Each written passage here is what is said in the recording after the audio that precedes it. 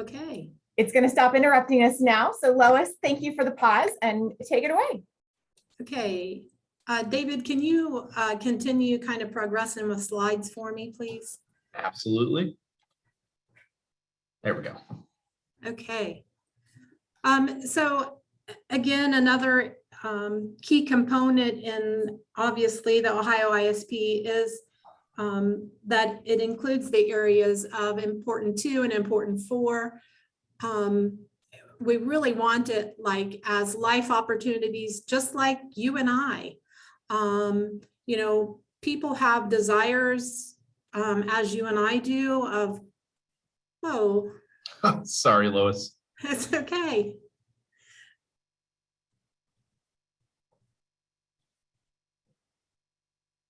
There we go. And obviously, the other piece or key component within person-centered practices is also kind of that quality communication between all team members, working together, as David kind of already commented about. It's about the person, right? And then we're all working together to help that person accomplish their desires. Okay, next slide.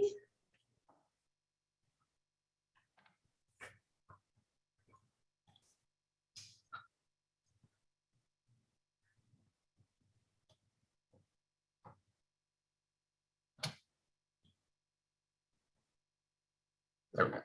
All right. So we'll start with important 2, right? We all, I believe at this point, really know what important 2 means, but if you don't, we'll kind of go through this, right? Of, you know, as I kind of learned in Imagine, you know, important 2, what stuck with me is it's what really makes a person's heart sing, right? What that person needs to be happy, satisfied, you know, really feel fulfilled. If we think about things on our own lives of, you know, the importance of relationships that we have with others, places that we want to go, things we have to do, things that we want or have, you know, certainly routines and rituals is an important piece of that. If, you know, I don't have my morning coffee, right? It's not going to be a pretty picture. And then that the individual, you know, has status and control of their life. You know, these are all areas that we want to make sure that individuals have, and the importance of relaying in a plan. Okay, next slide.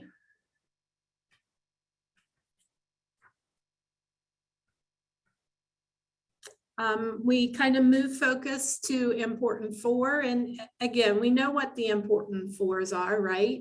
It's about, you know, how are we keeping that person healthy and safe? One thing added in the Ohio ISP under important 4 is also that huge piece of that the person feels valued, that they're a contributing member of society. I think another thing added to, and we focused on this a bit, but just a little bit more of, if we look under healthy, what are we doing to prevent a person of an illness, right? So we're just not treating, but we're working with the individual how to help them, you know, to prevent them from getting an illness, the importance of that. Another key component, as I see Pam Whiteley staring at my face, is, you know, thinking that, you know, the person is free from fear. You know, we think about, you know, the trauma-informed situations and the trauma from the past, and certainly the person's safety is definitely an important 4 in allowing them to, again, feel that free from having fear. Okay, next slide. Going to talk a little bit about the assessment sections because they've kind of changed within what we're doing now, right? So some of them are the same and some of them are different. So looking at communication as that first section, talking about how the person expresses themselves, how do we understand that? One of the kind of additional things that you'll see in there is the information about the communication chart. So again, an ISC might ask you to provide more information on the actual communication chart, you know, and it's about things like, we see Sally do this, we think it means this, or we see Sally do this, we're not really sure what it means, right? So that's an additional tool that is in there and will be utilized and is actually a part of the assessment in the plan. Another section within the assessment is advocacy and engagement. Again, this is not something, you know, specific that we had in our current plan, although, you know, we certainly include it, but it's not a specific assessment. So thinking about valued roles, decision-making,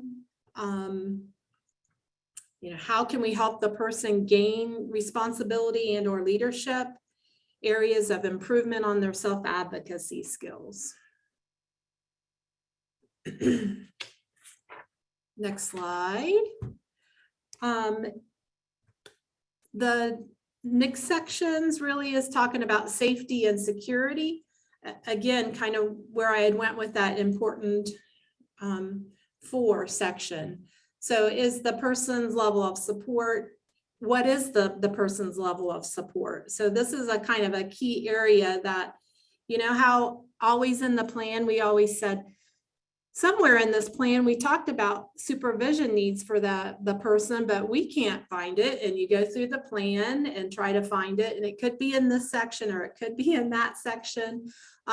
Within the new Ohio ISP, it is identified in one section, and this is the section on safety and security. So, but also considering within that section, a person's behavioral well-being, emotional well-being, considering social and spiritual. Again, are they going to church? Do they have friends? You know, relationships? Are they within desired networks that, you know, they desire to be with? And are they doing the activities that they want to do?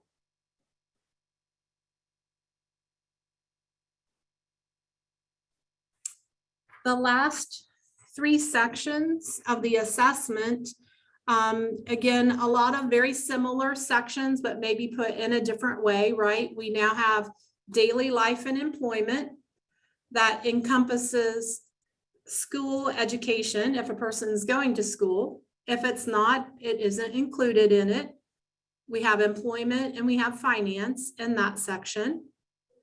In healthy living, we have medical and dental needs, of course, the self-med, and health and nutrition checklist. And then within the community, we're looking at life at home. How do they get around? What kind of supports are provided in the community? And connecting them within it, and kind of routines and rituals that the individual has within their own home.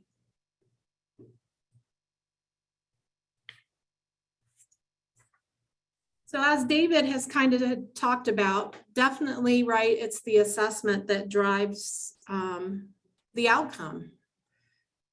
From all of these assessment areas, we develop, right, what's important to and for the person. We identify what their skills are, what their abilities are there known and likely risks? You know, we consider and evaluate when we're monitoring and talking as a team, what's working, what's not working. From all of this information, right, then comes the outcomes and experiences that are developed and how we're going to do it. So you have the, you know, again, kind of all of the steps within it of the who, what, when, where, and how is going to happen.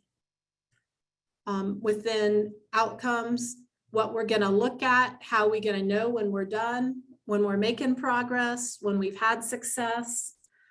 And again, there shouldn't be a question. The team should know when we're at this point of how it's all going to come together. The picture's painted, and you know, it's just a matter of accomplishing that outcome at this point. Because we know, right, everyone deserves the life that they have and that they want to have. And it should be meaningful and fulfilling. Kind of talking through that planning process that we have. You know, we all want to be person-centered. We'll follow the plan that will help the person achieve their outcomes. And of course, you know, we have Medicaid that has defined for us kind of that process of integrated community setting. But we need to, you know, to make sure that we're ensuring, you know, the delivery of services in a manner that's respectful to the person, what they want, their choices, and, you know, that they're healthy and safe. I think David included there kind of the fact sheet. I don't know if you want to go to that or not, based on, you know, again, Medicaid and, you know, community services, what person-centered planning is. So you guys could really refer to that if you have any questions. But again, then the piece of monitoring, kind of that importance of,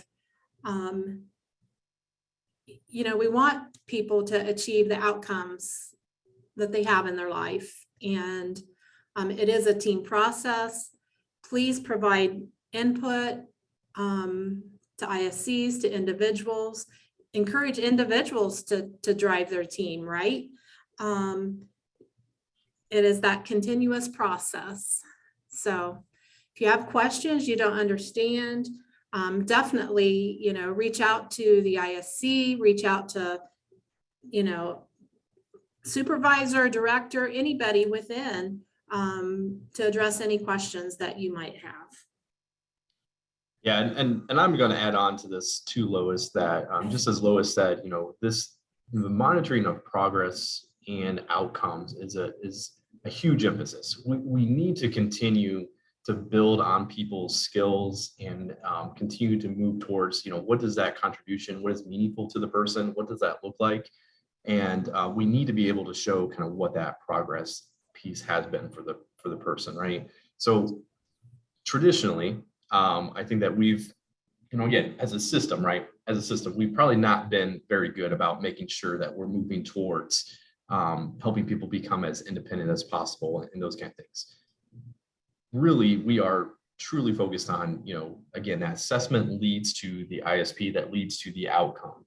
So we're focusing on those important twos when we're looking at these outcomes, and we're focusing on, you know, again, what is that desired, what does that look like, right? So that's where the team has to truly define what does those steps towards that outcome look like, and how do we measure that? You know, when we talk about measurement, you know, can we touch it? Can we feel it? You know, all those different things. Can we measure it in some kind of capacity to know how that person is doing towards that? And, you know, again, if that person is not making progress, why? You know, exploring why that is. What are some of those different barriers that person is making or that's coming up for that person, or those kind of things? And what are some things that we can do to best support that person? You know, we truly need your assistance, and obviously we need to continue to get better at this too, but we need provider assistance as well in terms of documenting that progress, communicating with us about, hey, this really isn't working for this person. Can we maybe try something different? Or maybe you are doing something totally different, and communicating that too as we're going through that monitoring process and helping people truly move towards independence, where, you know, hey, again, it looks different for everybody, but, you know, is that a reduction of services? Is that going towards remote supports? Is that going towards, you know, becoming employed, towards, you know, X number of different things for the person. So making sure that, truly that we're documenting that progress towards that outcome. Anything else you want to add on to that, Lois? No, I think I'm good.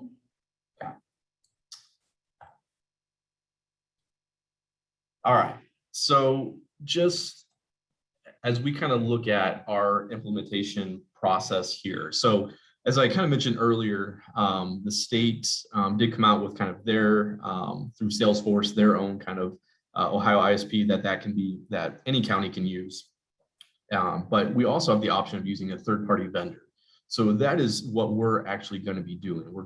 We've selected Brickco as that third-party vendor to assist us with a multitude of different things within the organization, but primarily to help us with, the Ohio ISP and doing that as our kind of central planning system and that technology platform that we'll be using in order to, write these plans and then be able to distribute them to you. So currently what we're looking at in terms of rolling Brickco out and that implementation will be July. I will still say July at this point in time. There have been some different delays and those kind of things that have kind of maybe pushed some things back, but right now we're still looking at July as that implementation date of when we'll start, at least for September plans to begin, writing in Ohio ISP and everything else. Right now, Brickco is currently piloting Ohio ISP and making sure that the communication and what they call the API, and don't ask me what that stands for because I don't truly know at this point in time, but it has to do with the communication back and forth between Brickco and DODD and making sure that all that information flows evenly between these sites. So currently that's being done with Brickco with 2 different county boards. And based on how, kind of the outcome of those kind of, communication technology, we'll kind of see where we're at then at that point in time. But the reason that we're truly going for this is that, we're hoping not only just the Ohio ISP is bringing simplification, because just as Lois had mentioned before about, hey, at least there's going to be some consistency within plans of, where do I go for maybe behavioral well-being, or maybe where do I go for supervision? We're looking at, the system being a little bit more simplified for us internally, but also for us to be able to share this information with you as providers and create a little bit more of that paperless workflow where you can easily get in and access the Ohio ISP, get in that information, be able to share that with your DSPs more directly and everything else, and able to, as we've kind of found out through through COVID and everything else, that getting some electronic signatures as well.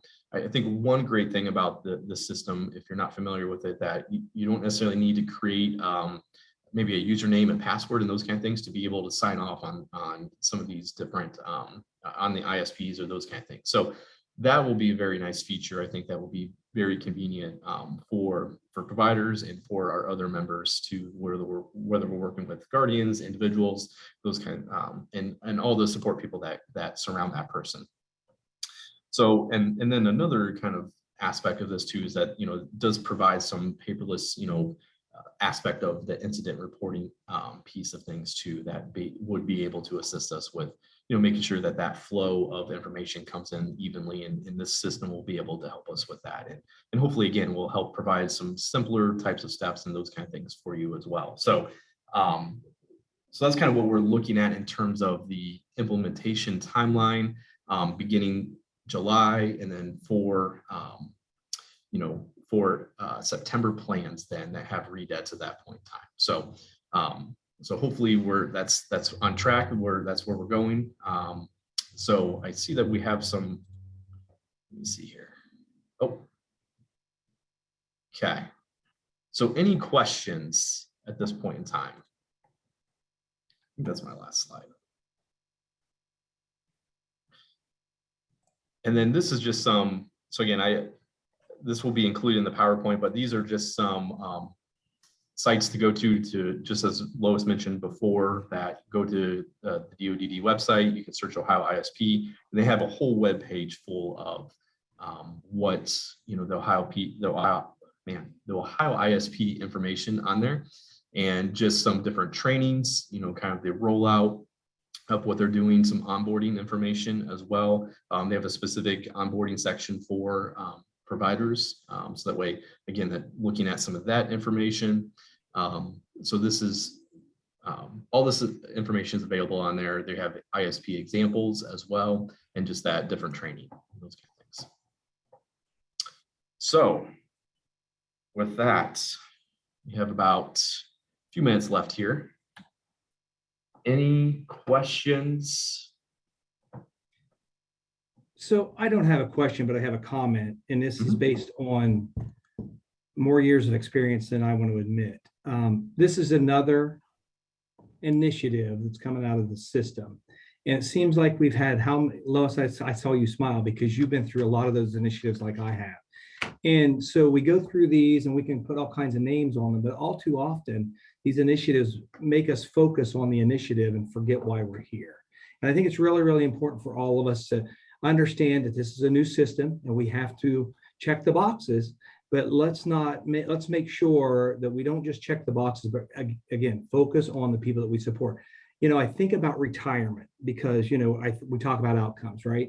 And I've been around long enough that I could retire. I don't really want to because, you know, the reality about retirement is the average lifespan of someone after they retire is 7 years. So I don't want to retire yet. But, you know, the reason for that is because people, if their goal is to retire, they retire and they don't do anything with their lives.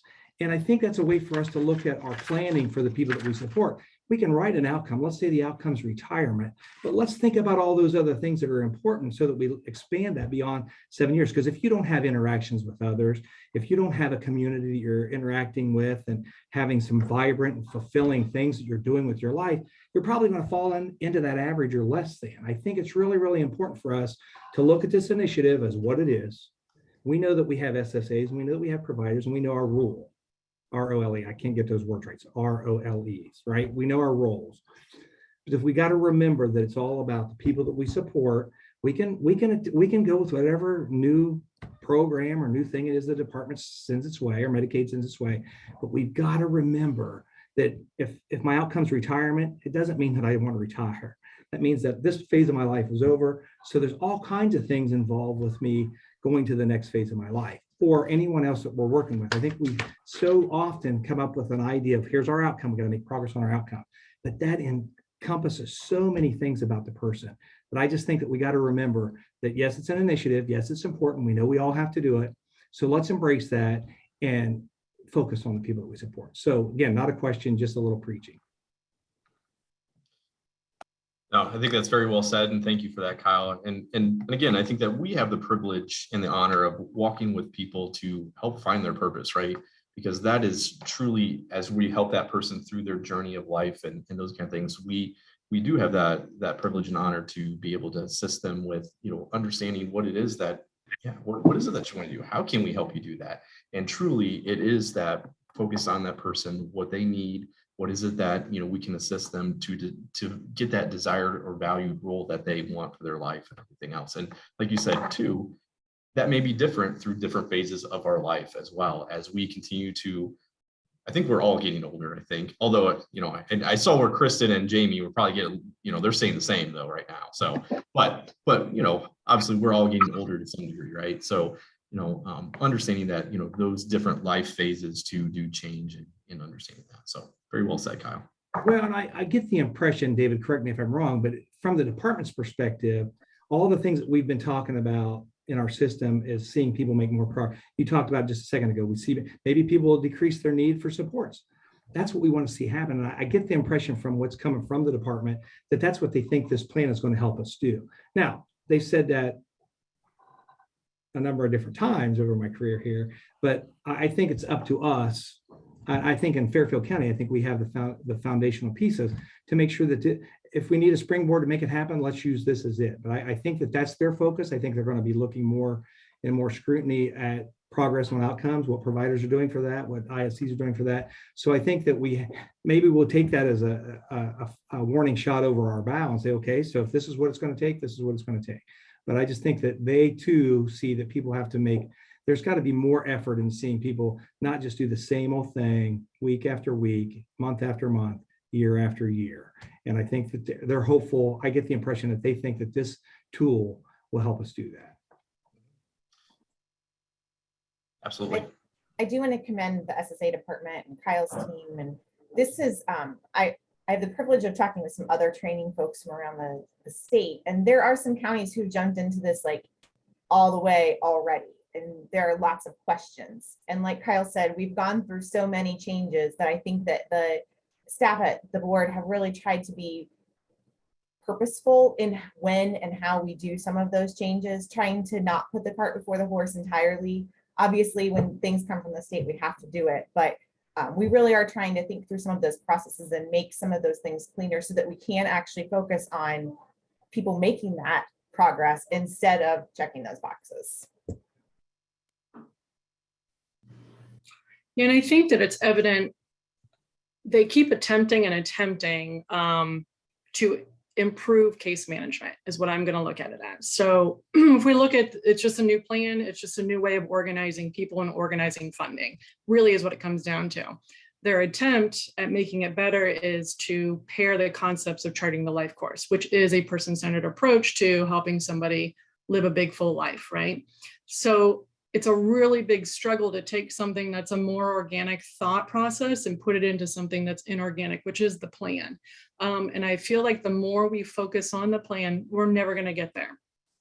They can try and try and try. I think it's evident in the way they list out trauma-informed approaches as if it were really trauma-informed, it would be woven throughout. We wouldn't have to be like section 2, trauma-informed. That doesn't make any sense to me. By having a lot of safe people in your life, that's trauma informed. By having safe connections and having a place that I belong and I'm contributing, that's trauma informed. So just by focusing on the actions and not the elements of the plan is trauma informed. I think what they're missing is people may be experiencing a lot of trauma because their lives continue to be shoved into a plan. And when we put them in this little box, over and over and over again from the time that they're born or the time they acquire a disability, that's traumatic. So we have to kind of push pause on the plan, push pause on this focus of outcomes. It is a focus, but the focus is the human, the life, the person. And that's really what I think we need to be doing.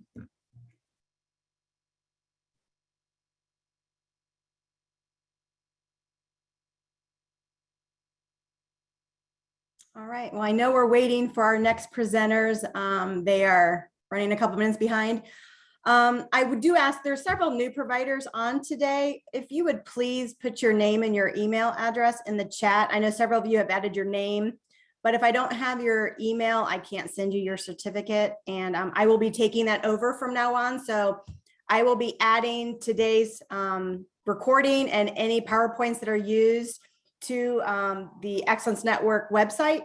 So you can get on www.fairfieldexcellencenetwork.com. And if you go to the provider resource, just click on that and then you'll find where it says past provider meeting minutes. Click on that and I'll list each month and the recording and information that we went over today.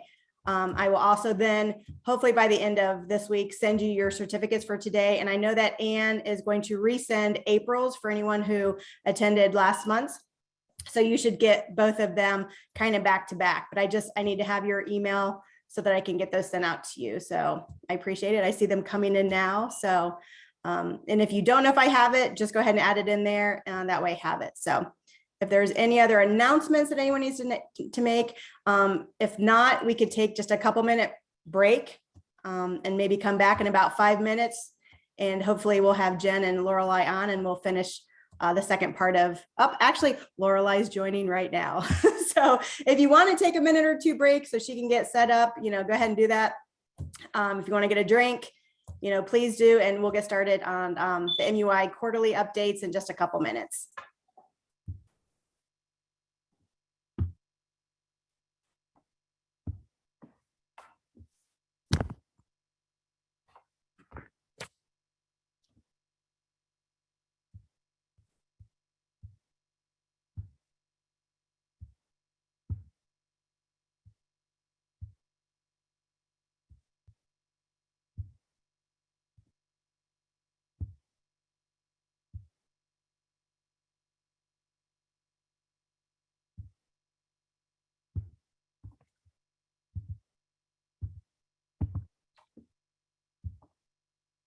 Are you guys waiting on me to talk? You might have missed it. We were gonna give them like a minute or two break so that way you can get all set up and I'm like, is everybody, do you guys have the slide presentation? Nope. I don't. If I send it to someone, can you I don't know how to upload that to Zoom that Jen had. Anne, can you help with that? I can. Okay. Lorelai, if you just want to, you actually can share it if you want. I can walk you through it and then you can drive it as you are ready. Okay, go ahead and walk me through it, Ann. Go ahead and open it wherever it is. It's open. And then down in, so then click back to Zoom. Okay, And at the bottom, you'll see a bunch of icons and one is a rectangle with an arrow out that says share screen. share screen. Yeah, I can just do it that way. Yep. Okay, I know how to do that. And that way you can drive it. And we don't have to be Vanna for you. And then just if you hit present or F5, or if you hit that little screen at the top that has a little arrow in it that looks like a projector screen, that'll make it be full. Up in the red arrow, like where you would save it. Way Oh, at the top on the left. It's blocked right now with the Zoom stuff. You should be able to drag that Zoom window down or minimize it or something. Wow, it's Or it's down in the bottom right-hand corner as well. It looks sort of like a projector screen next to your zooming to your right, just a little bit, like 3 more icons. 1, 2, 1 more. Perfect. If you click that, that'll make it big. awesome. You're amazing. Thank you.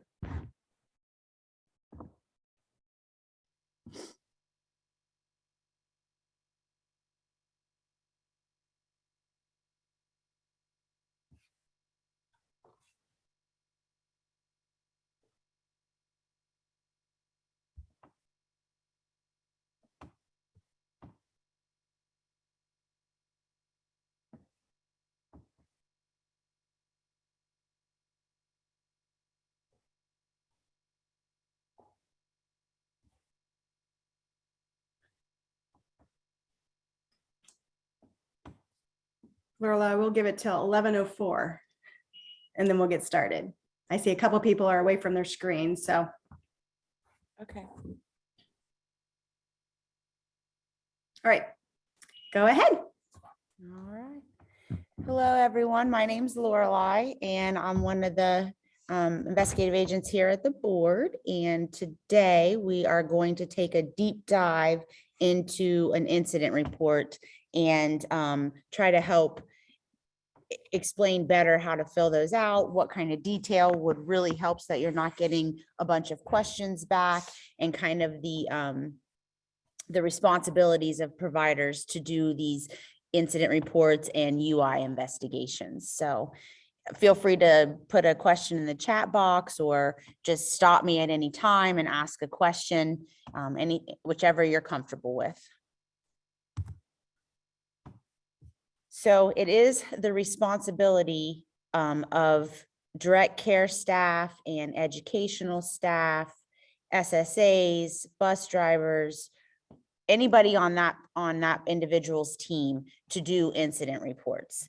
That's who is responsible for that. So anybody that provides any kind of service to the individual is responsible for completing and submitting incident reports. Wow, that just moved.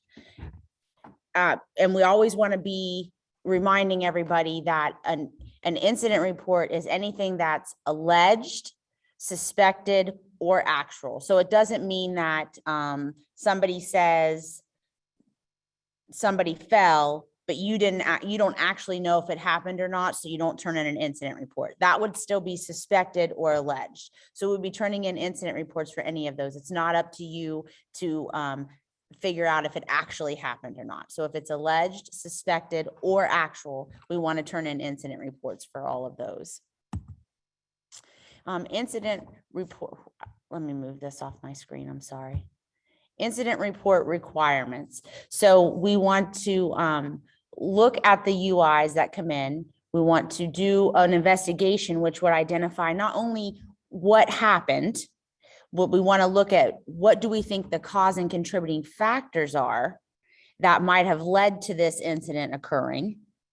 What actions were taken in that moment of that incident occurring to help ensure the safety and the health and welfare of any individual.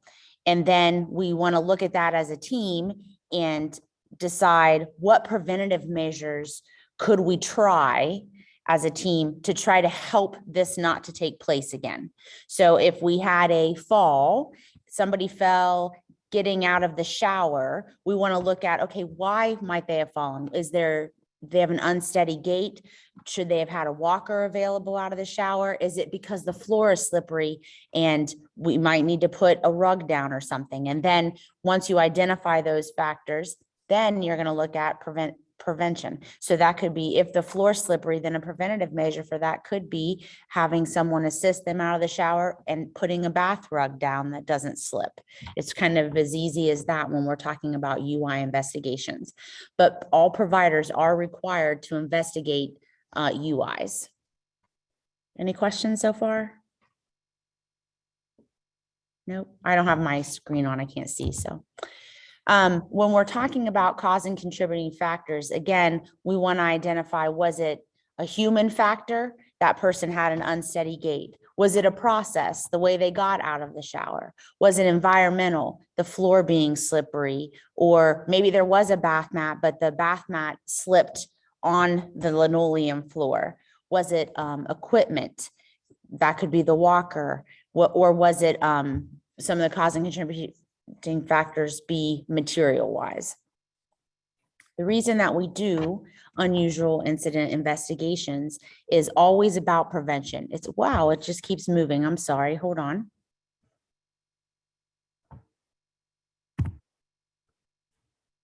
Why is it moving on its own?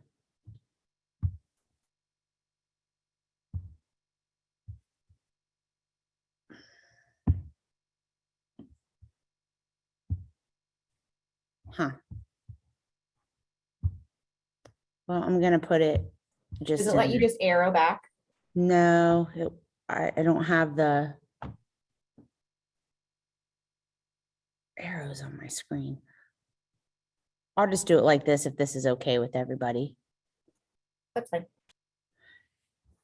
So we always want to remember that the reason that we're doing any kind of tracking or documentation and unusual incident reports all the way up to MUI reports is prevention, is to try to make sure that we are ensuring some safety precautions that could assist or possibly even prevent an occurrence exactly like that happening.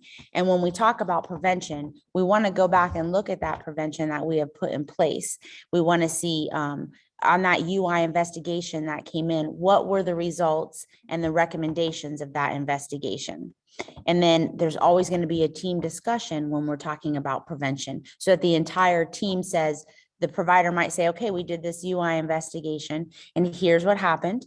Here's what we identified as the cause and contributing factors. And then as a team, we're discussing what things we might be able to put in as preventative measures to help do that. So what does the team recommend based on it? It could be a supervision change.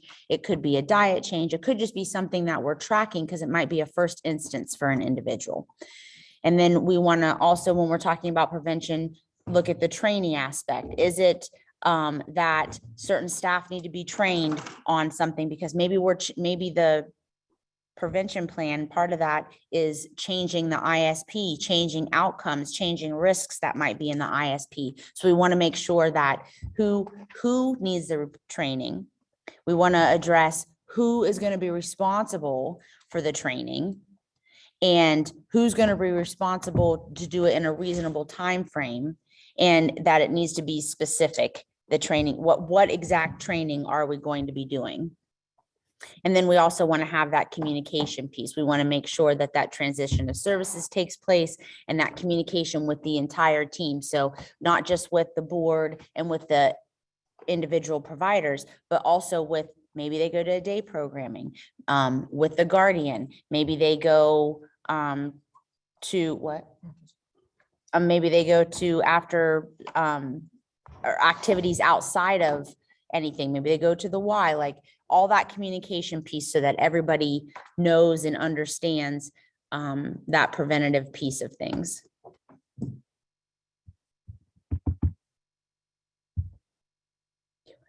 Yeah. Okay, I'm gonna hand this over to Jen. Hi, everybody. I had it in a regular, but it kept moving forward without me. Okay. So one of the things that we had been looking at and you all had been asking for is to kind of get in more detail about the incident report. And so that's what we're really going to touch on primarily today.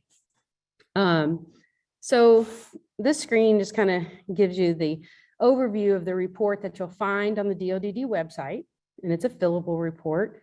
You need to always make sure the individual's name is there, the individual's address, the date of the incident, the location of the incident, a description of the incident, and the type or location of any injuries, what immediate actions took place, and how you dealt with the things that were any risks.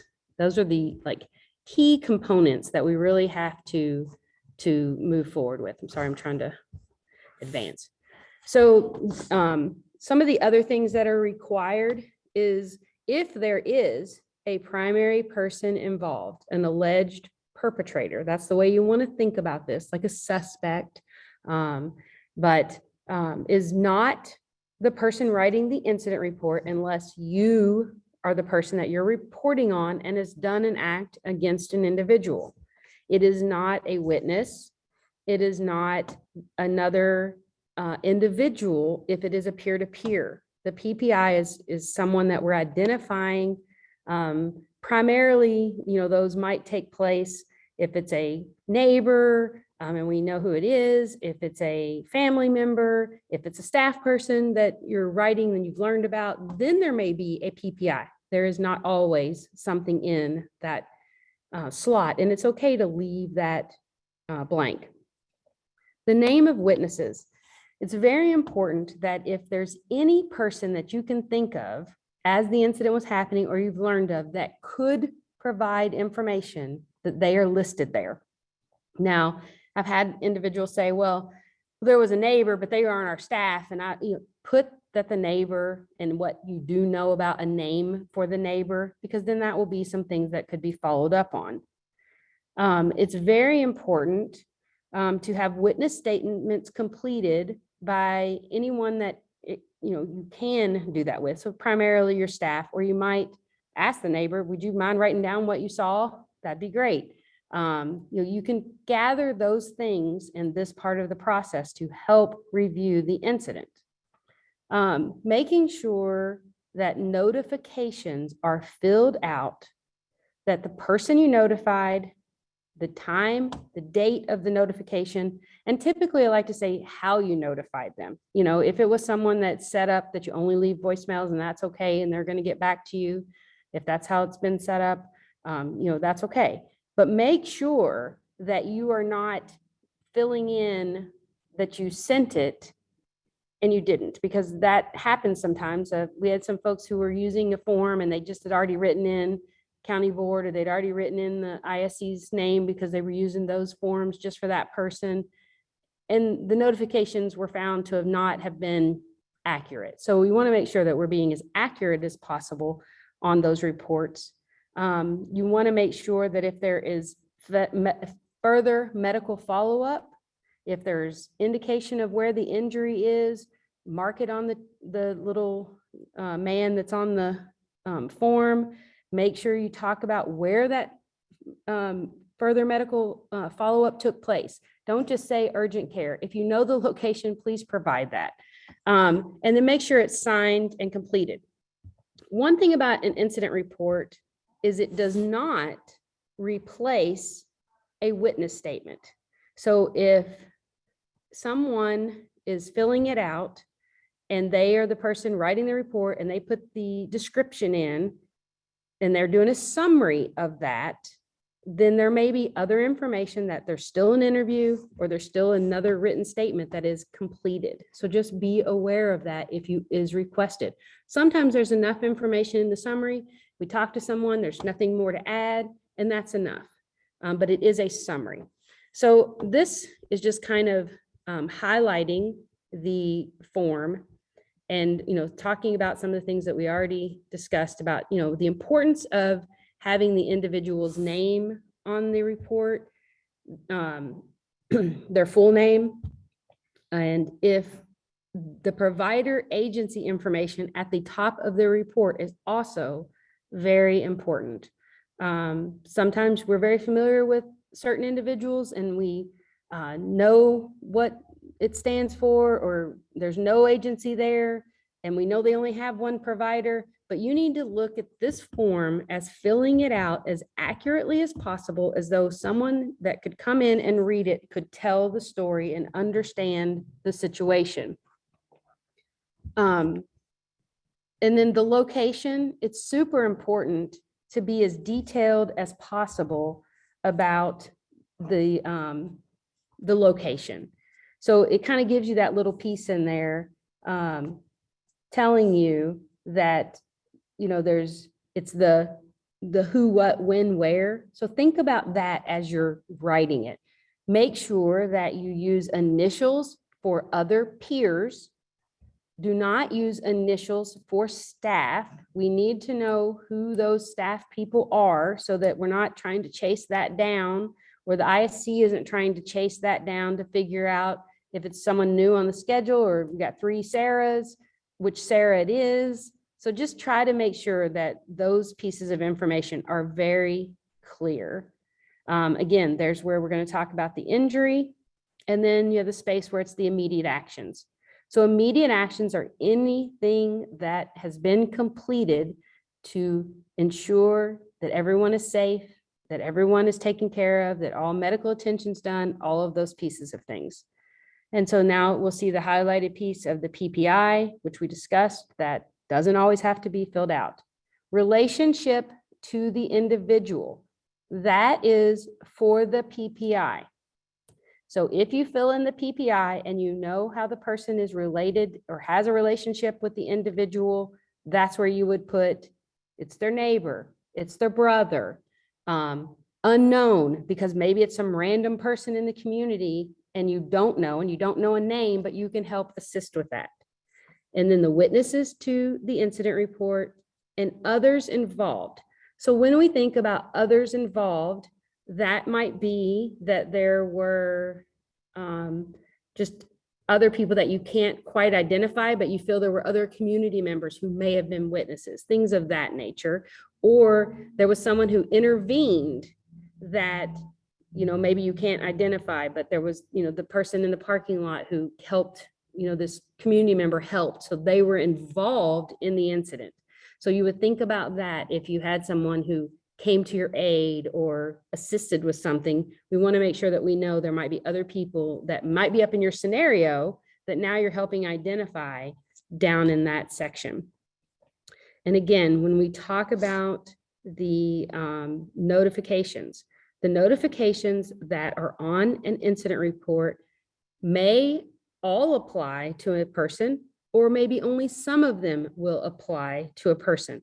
But everyone that does apply to the focused individual that the incident report is about should be notified if they're listed in this process. So guardian, their SSA or ISC, if there is a licensed certified provider that needs to know this information because they're part of the team, if there's staff or family that live with the individual and may need to monitor that person later in the day or know something about something traumatic that happened so that they can make sure that transition of service is occurring. If you had to contact law enforcement or law enforcement contacted you for any reason, there is a list right there of all the information that is very important that if you're able to obtain, please provide. Their name, if you can get a badge number, jurisdiction. Jurisdiction is what police entity they are with, and if they provide you with a contact information. If they give you a card and say the report number is this and you should be able to call that, write information and said card will be attached to incident report. We will have all the information needed, or the ISC team will have all the information needed to review or follow up.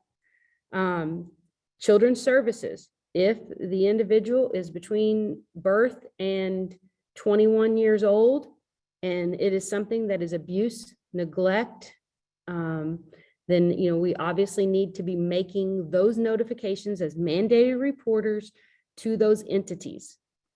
And then you have a line for the county board. That typically could be MUI.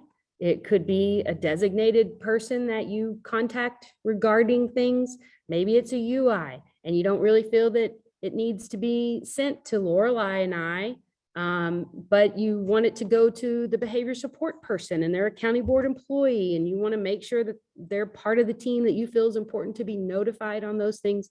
That would be a slot to put that information in, or the slot to identify that MUI has been contacted.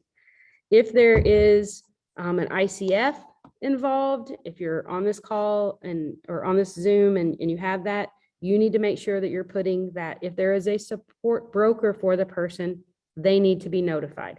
Make sure that those pieces of things, if you have identified certain things, don't need to go to certain people, just make sure that that's very clear to all those that are responsible for notifications. And then they would sign, put their title and date. I always encourage that beside your signature, please print your name. Do we have any questions at this point? I see a little bit in the chat. Those are just emails. Okay, I just wanted to make sure that we're kind of, we will have a question piece to this, but I just wanted to kind of touch base. It's kind of hard to do this and not see everybody. Jen, can you do an electronic signature or can you type your name in? Does it have to be a signature? So I have no problem with it being electronic signature, but we do need to make sure that the printed section is next to it so that we know who, you know, sometimes even an electronic signature is difficult to read. So but I wanted to clarify. So can you just type your name in there and that be sufficient? Yes, yes, Or- yes, Kim. Yes. Yes, Okay. that would be perfect. Just want to Okay. make sure that we're, you know, indicating that who has written this. Yes, okay. And that's the important piece of this, is that we know, like, you know, when we're looking at it, we know like who knew what parts and who's witness and who's actually reporting it. And then we'll get to the next part of this. Actually, I think this is just a bigger screen of, yeah. I just want to add real quick, when we're looking at this body of this incident report and we're talking about the individual's name, put the full name of the individual. Sometimes we're getting Ivan A or A Wells. So please put first and last name of that individual. We understand that you know exactly who you're talking about, and the ISC might as well. But sometimes when that's coming to Jen and I, or we're looking over these, there's just such a great capacity of people that we serve, we might not know exactly who you're talking about. And then one of the best things I've ever been told about giving a description of an incident is to make sure that when you're writing that incident up, that you are writing it understanding that you're describing it to someone who was not there to witness it. So all of those small details when we're talking about location of something, you know, where it's at. So if someone says it was in the bathroom, well, maybe there's 2 or 3 bathrooms in that facility. So maybe it was in the small bathroom or the half bath.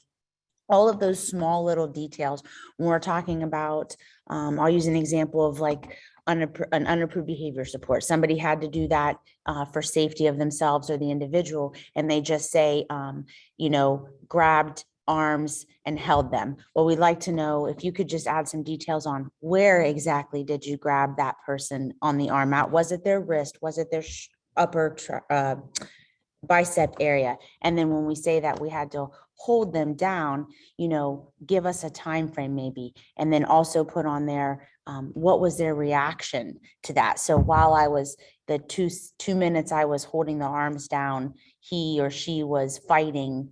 So all of those very, very small details that you can include in the description of the incident And I know it's a little space, so you can use a separate sheet of paper. You don't have to do a completely new incident report. You can continue it on a separate sheet of paper, but all of those very small details and presenting this to somebody who was not there so that we can get this picture in our head will help provide that information so that you're not getting an email back with 4 or 5 separate questions in it. So the more detail that you can put in the incident when you're describing it, the easier it is for an ISC or whoever's reviewing this to understand what happened. And like I said, you can use another sheet of paper. Just please don't ever write the rest of your description on the back of the incident report. Just use a regular sheet of notebook paper or a blank sheet of printer paper and write that on there as well. Yeah, oftentimes when someone writes on the back of an incident report, it gets sent through a scanner or sent in and only one page gets done and it says continuation, and then we don't have the continuation.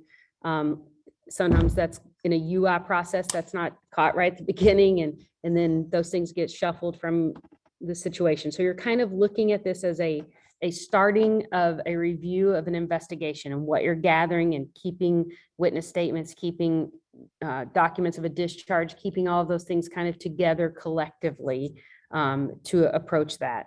And also on the name, one of the important pieces of making sure who the provider is and the name and some of those pieces of that, these are documents that are kept as a record for the individual for reviews, for MUIs or incidents or reviews of plans.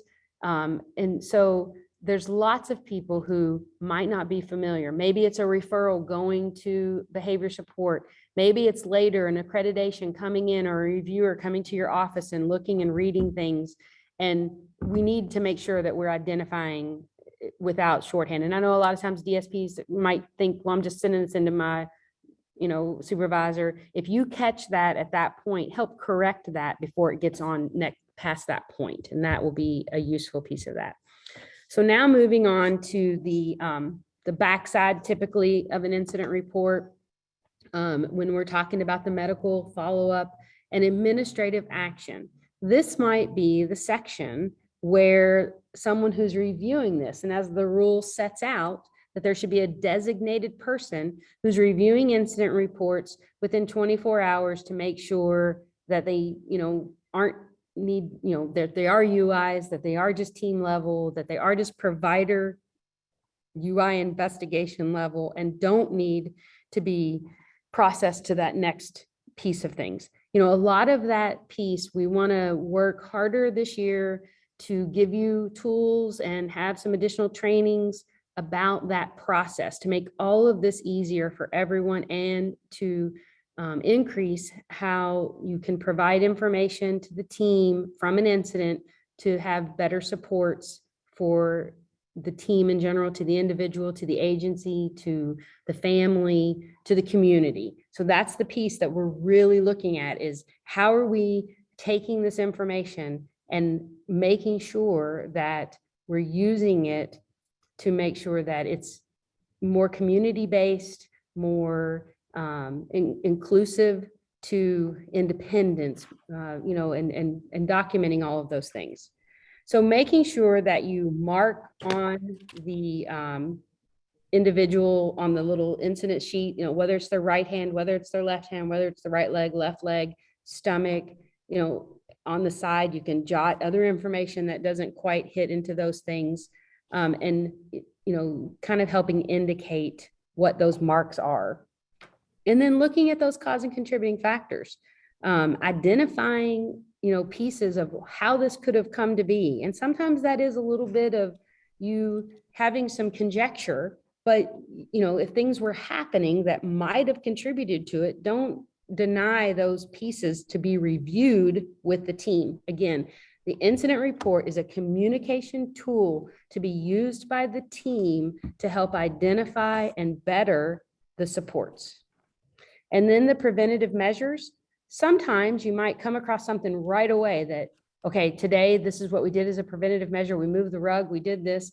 And then as you review it with the team and you look at cause and contributing factors and you build, there might be other pieces of that that come together. And then later, if it is an MUI and there is a summary letter that outlines some additional cause and contributing factors that may have been identified throughout the investigation, they may match up with the ones that you came up with originally. They may be some additional ones, and more preventative measures may need to be reviewed. And during the point of an MUI investigation, which typically is 30 to 45 days, you might also have tried a preventative measure from that day that you've discontinued and you've moved on to something else. So we always are asking for that updated piece of that. I know oftentimes we'll get, well, it was on the incident report, what we were doing a preventative measure. Or we already addressed that in a team meeting and, we're just doing the same thing. So we always want to make sure that we're never just stopping with that preventative measure, that it's an ongoing discussion if it's not working. If it's working, that's great. So the next thing that we want to spend a little bit of time on is some of the pieces which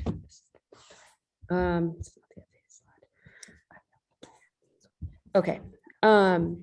So one of the things that we want to talk about is what is defined in the rule as unusual incidents.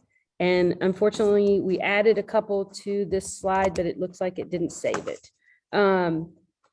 So if you remember the tool that we provided at the last provider training, the interpretive guidelines, and we talked about that a little bit and how to help use that to guide some things when you're looking at UIs. The last page of that tool also identifies things about unusual incidents. So you can also use that as more than just an MUI interpretive guideline.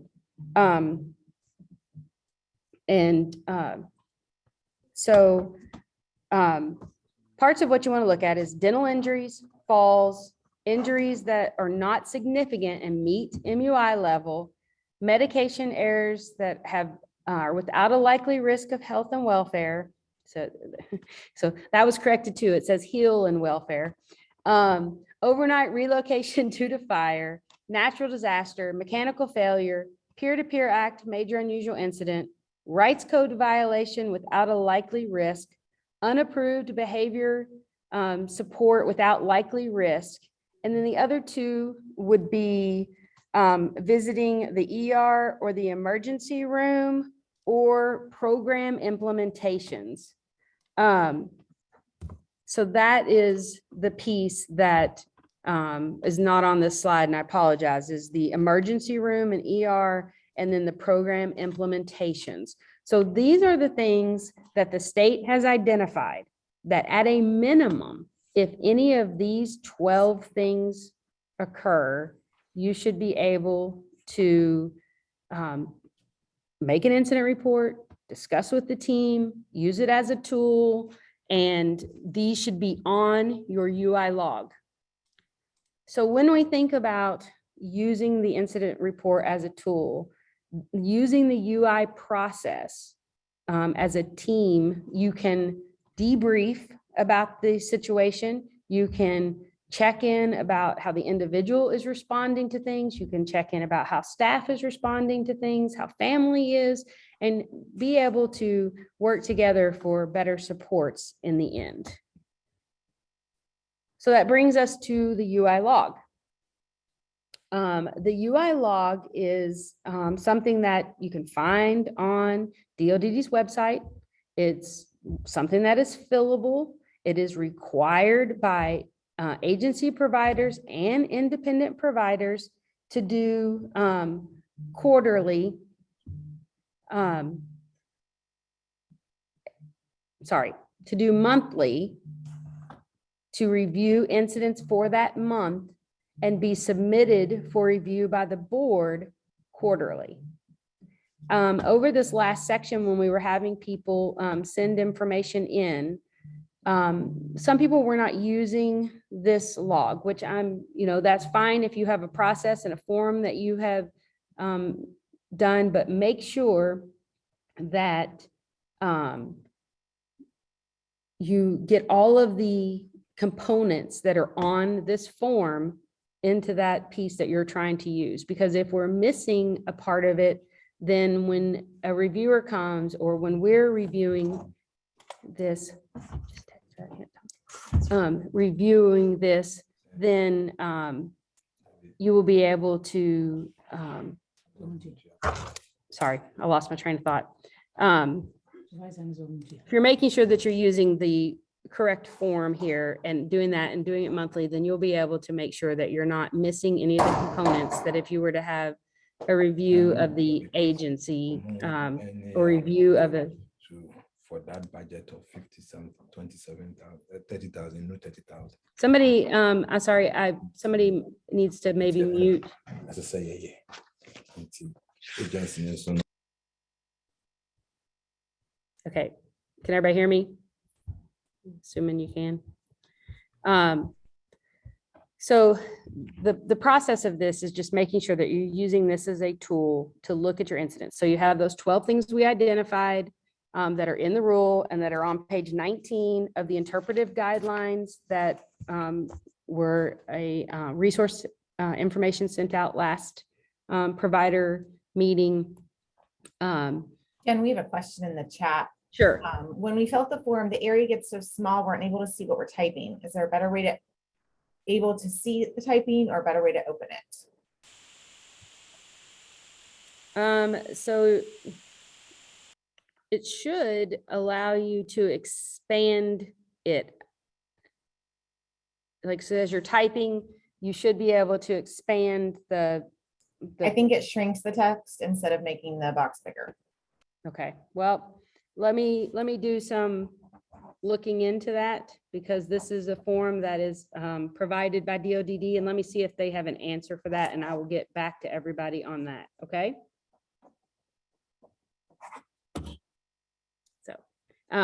So it's super important to make sure that when you're doing your monthly review of your incidents, that you're documenting them on there, that you are identifying trends and patterns. And when we talk about trends and patterns, that's when we're talking about 3 in a week, 5 in a month of the same type of incident occurring for an individual that may need to have an action to address that particular piece. And this is where we're stepping in and identifying things when they are incident level, when they are UI level, and keeping them from escalating to an MUI level. And that's oftentimes why when you have an MUI and they might ask, can we have all of the recent UIs that this person has had? That's because there's kind of going back and trying to educate what has been happening to get a feel for the environment or the steps that have been taken or the things that have been identified, which helps also look at what cause and contributing factors and what prevention measures are going to be needed to help address those things. So this is a very important form. It's very important that you fill it out, that you keep your incident reports with it so that if you had a question later about an unusual incident log, when you turn it in 2 months later and somebody's asking something, you have the incident report right there to refer to answer the question. And if a reviewer was to come and ask for your logs and they're looking at the logs, they have the incident report right there that might help them with something that's not maybe specifically on the log, but it's right there and provided with them. So reporting responsibilities, we always want to make sure that first and foremost that we are protecting all the risks of individuals. We're making sure that if there's immediate or ongoing medical attention that's appropriate, that we're removing people from direct contact if they put someone at risk for physical abuse or sexual abuse. There are times when verbal abuse and neglect and misappropriation are determined based on the situation or other UIs and other retrainings, that there might be things that or other individuals that the person is working with, and there's steps to be taken for that. Those are things that are discussable, but physical abuse and sexual abuse are automatic removals. Neglect that might have resulted in someone being physically abused or sexually abused also might fall into that category. Written notice, the written incident report submitted to all those folks on that notification by 3 o'clock the next day is a very important piece of this. If the team needs to be looking at something, if you need to be setting up, if you need to have other conversations, when, maybe you called and let them have a brief overview of what's going on, that written report should provide that additional clarification. It should let them know those next steps that were taken. It should let them, know that maybe, there's responsibilities that have been aligned for that person to do or to follow up with, or documents or medications. There's all kinds of things that notification piece and the follow-up of the actual written report that's more than that quick verbal part is very important for the team to work to build the supports, address outcomes that may need to be there, and dealing with those things. Making sure law enforcement are notified if you are aware of a criminal act. A lot of times you might, not want to press charges. The person may be their own guardian and don't want to press charges. But you have a responsibility, if you know a criminal act has occurred, to make that report, and then the other entity can decide that process of it. And notifying Child Protective Services or Adult Protective Services, for that matter, when there is abuse or neglect involved with individual. If you think about the fact that the UI process and the MUI process sort of give that same sort of review as CPS and as APS for individuals who fall in between those ages. If you're 22 to 60, then we're sort of that way that this is happening. So you think about that as a protection to the community and a protection, it just jumped about 4 things. A protection in general to the individual. So when we talk about the rule, and we're talking about it being, alleged, suspected, or actual, we want to make sure that we're always focusing on the fact that if someone tells you something happened, it needs to be documented and reviewed. If you suspect that something has happened, it needs to be documented and reviewed. And I'm not even talking just about MUIs. If it's a UI level thing, if they say their elevator broke down and they couldn't get whatever, and you're thinking, no, it didn't, you need to write down that they've alleged that this happened and whatever they're saying, and then what was done to make sure. And maybe that's when it's a good time to have a conversation about, what if they're on the 2nd floor and their elevator was to go out and they only get services? What would we do? What should we help them? These are processes that we're helping people be more independent by having plan Bs. I mean, we do that in our own lives, and that's the kind of support that we need to make sure that we're assisting for those processes, and not that we'll just be there to do it for them, because we're not getting them to move forward to an outcome or independence or community connection if we're doing those things without taking those next steps. So again, there are the 3 categories.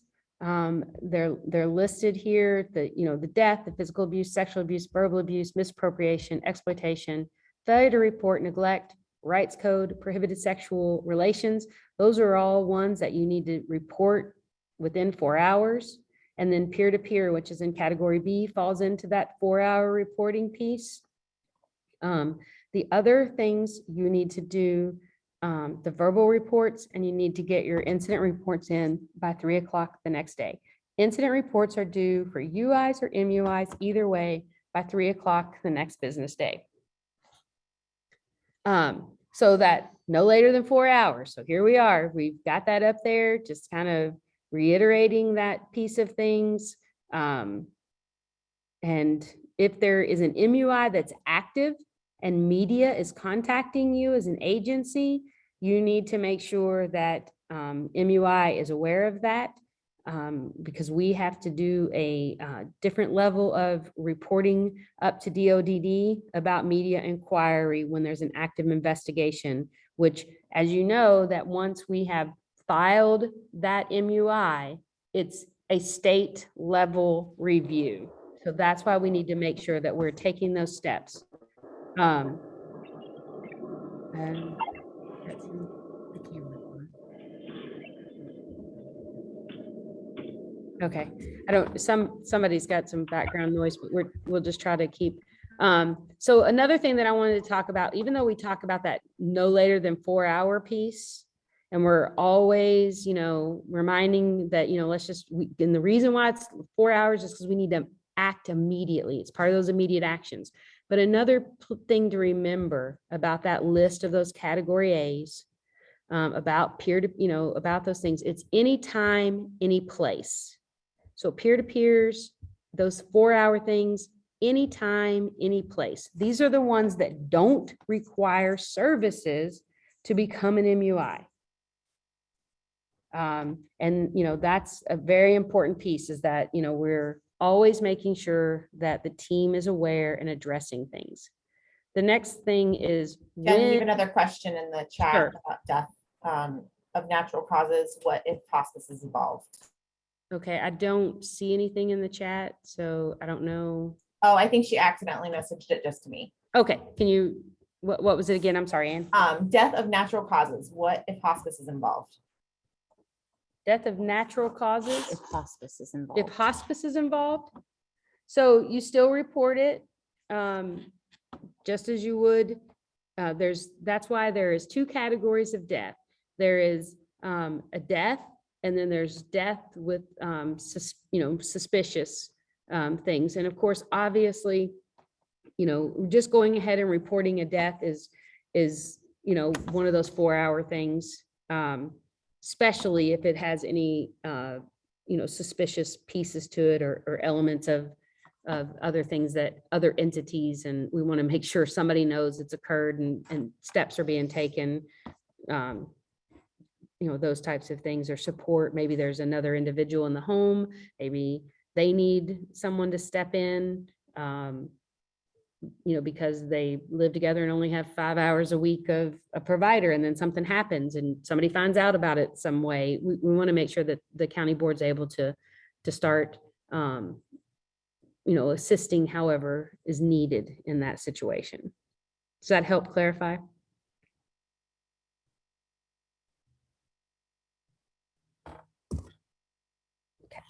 So when these items that are listed on this screen, medical emergency, rights code violation, significant injury, unanticipated hospitalization, and unapproved behavioral support, you might realize are part of those things that were listed up in the UI piece. So if these things are kind of happening, you would still be writing up incident reports, still making sure everybody's notified.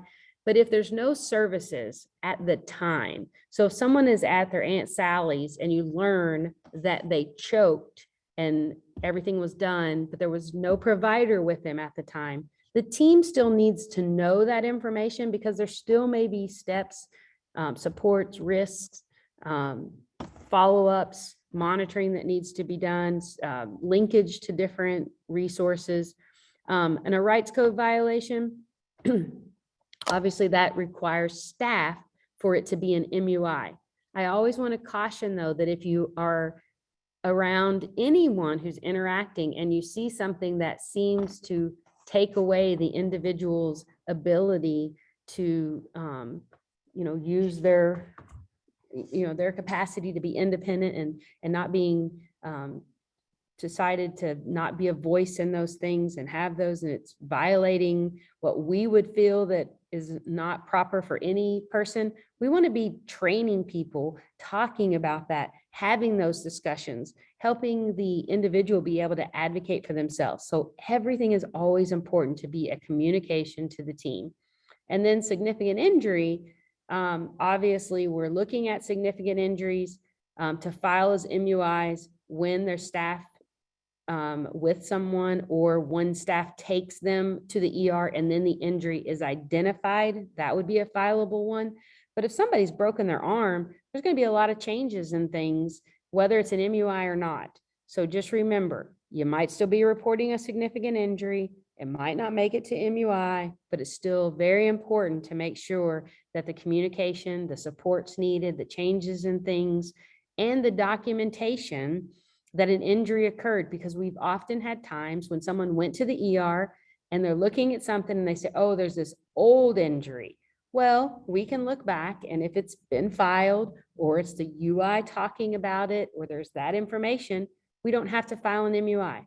If we cannot find that it was ever discovered that they had this injury and now we're finding it, then we have to file with a lot of unknown pieces, and we're still helping the person be supported because now there's a more fragile piece of things or there's different steps. But that's why it's so important to have that documentation. And unanticipated hospitalizations, those are going to be things that med or psych, if they don't have services at the time, but you find out about them, the team still needs to know about them, and it's a UI. If there's services at the time and they stay past the 24-hour mark, or they get admitted immediately, then it's an MUI because services are with them. Unapproved behavioral support, again, that requires a staff to be doing an intervention. But if we understand that a family member may be using something that we feel could be a better way to communicate, a better way to respond, a better intervention, and we know that these things are happening, those again can be UI situations.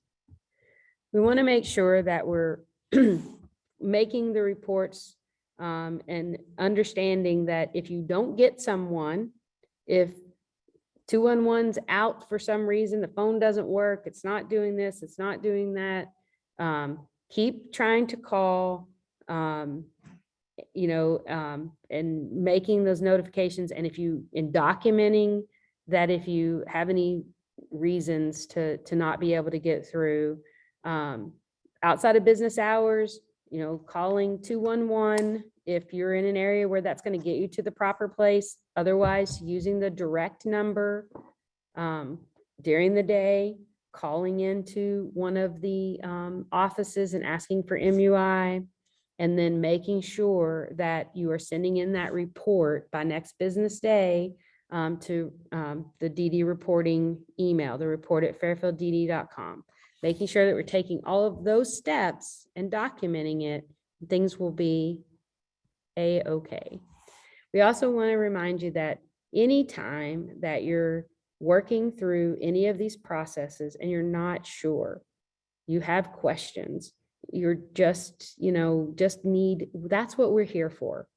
Either the ISC, you reach out to them and say, I just have this going on and this has been happening and I'm thinking about documenting it, or I have, this or that.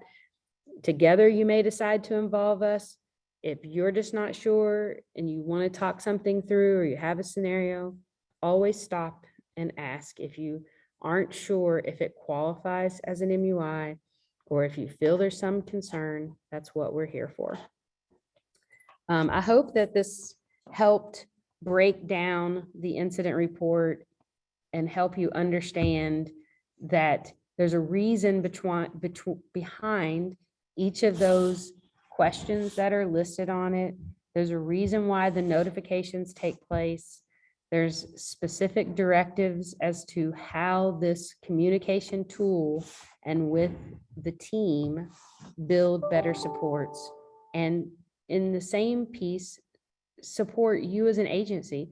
Oftentimes we might hear as a provider or an agency that this is happening, it's happening over and over, and we just keep, but if the documentation is there in the communication tool of an incident report, and the team has been able to look at it, and the changes have been able to be made for supports or even lesson supports, I really want to encourage that oftentimes it's not always about something being bad that we're documenting and reporting. Someone may be doing really well at a step that is a positive piece of things to get to the team that the outcome's completed. And that might be something that, you know, it'd be great to move on to a new one. I'm sure there's other identified things that the person might need to be trying to do. And we don't want to stay stagnant with that process of, you know, or changing up, or even seeing that, you know, we've been trying to get the person to do this in the grocery store for this long and these type things and all of those pieces, and you know, trying to move through that process. So here we have a thing here, chat.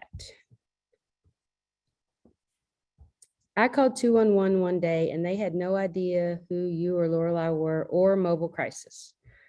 So Sarah, what time during the day did you call 211?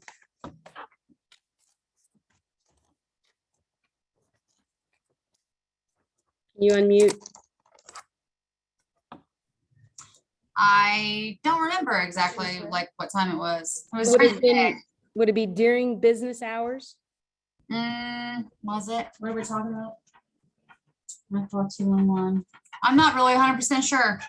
Okay, so I do want to clarify that if you called 211 during 8 to 4:30, then it's actually 211 is going to the information and referral office, where it's the other avenue of what people use 211 for, to get resources in the community and to do things of that nature.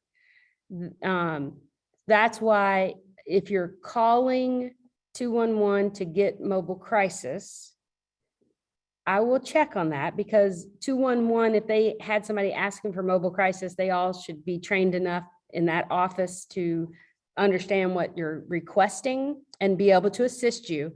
But the crisis number is the after hours number that we talk about all the time, the 740-687-8255 number. That is the crisis number 24 hours a day.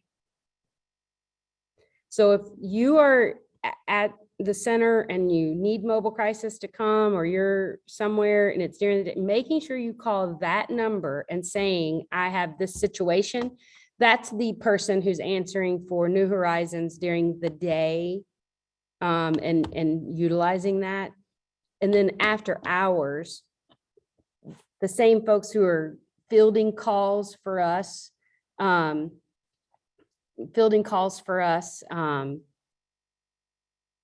the on-call, are also fielding the calls for the mobile crisis.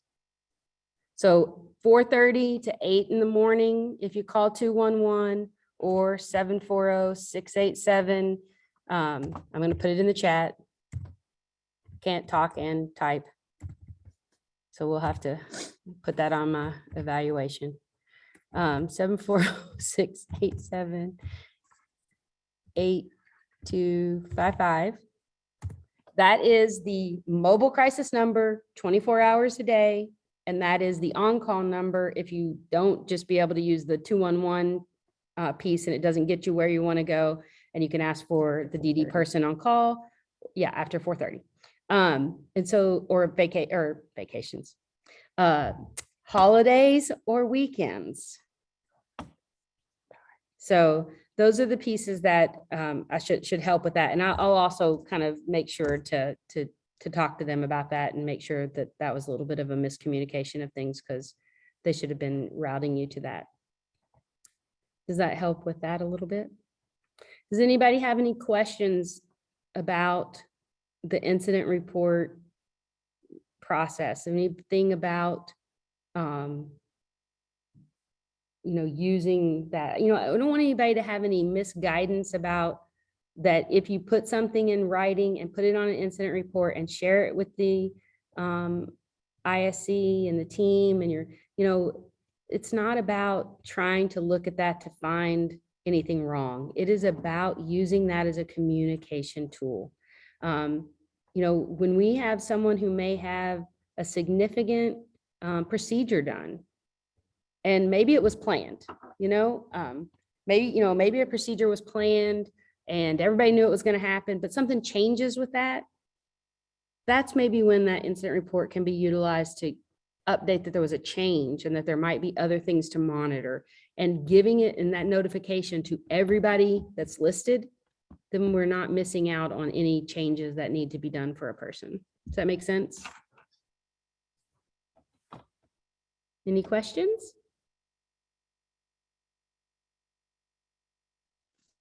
All right, well, one of the things that we want to do over the course of this year and open up to providers is, as the rule states, that you should have a designated person who is reviewing the incident reports and making sure that they're moving through to that next process. We want to offer some UI investigation training specifically to the providers that are dealing with that part of the process, so that we can make sure that we're supporting the folks that need to do that part. And then additionally, we want to do some review of processes of using the UI log and filling out your annual report. So those are some things that hopefully will be some upcoming trainings of this year. Those are some goals, and letting you know those things. Fantastic. All right. Thank you, guys. Just to wrap it up, I wanted to remind everyone that the next provider meeting will be June 22nd. I will send out the agenda and the Zoom link next month for that. Also, for Rodney S21 Ultra, for you, Rodney S21 Ultra, I know you came in late. Could you send your email address into the chat so I could send you your certificate? Okay. So he's busy. It's good to see all of you. Have a wonderful week. And for the 2022 10 members, please stay on. We'll be meeting with them in about 5 minutes. And for the rest of you, have a great rest of your day and stay safe. Oh, Christy, I have a quick question. So